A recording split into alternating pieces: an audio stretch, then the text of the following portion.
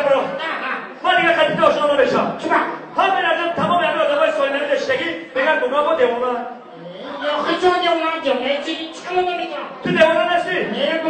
من با 3 سوال اسمات بکرم که دیوانه هست یا کی نه؟ این از سوالای خوشبه گوش بکنم اینم اینجا تماشا بینه اینم که سالینمی داشتگی و قدیم من در کذب بکرم که تو دیوانه هست یا کی نه؟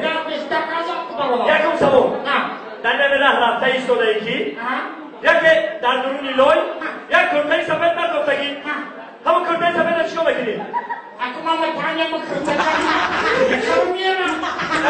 در حقیقت دیوانه یافتی همه باشو بدن چیکار میکنم؟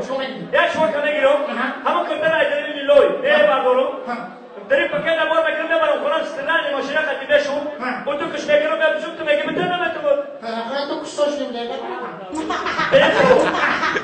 بلکل انا در همین راه رفته ایستاده یکی یک دختر که شروعگه خانمی زیبا در همون راه ایستادگی چیکار میکنه؟ چیکار میکنه؟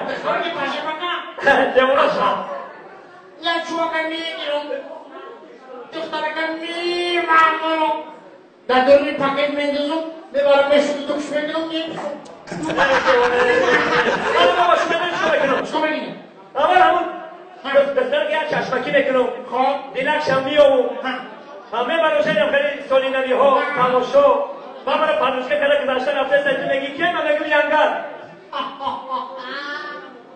اکو دختر بشوری بیاد قدی بگشته خیلی بیا پرند بگفتی بیشتر فرد کنید در نمی راه رفته ایستاده یکی در همون در نام داری میگو که هر لنگر همه خرا چیکار میکنی؟ خیلی بازی بکن یا تکم داره بکن ای تکم داره نرم یکم که اصلا رو بگیم دختری خدا دیلکش میام بگیم بیمازم کیلوتر سوینمی سوینمی تماشا بگیریم یک باشکت این تا زوباشکش میخوام از چخشک کلام بیرید که بگیم که یکم ینگم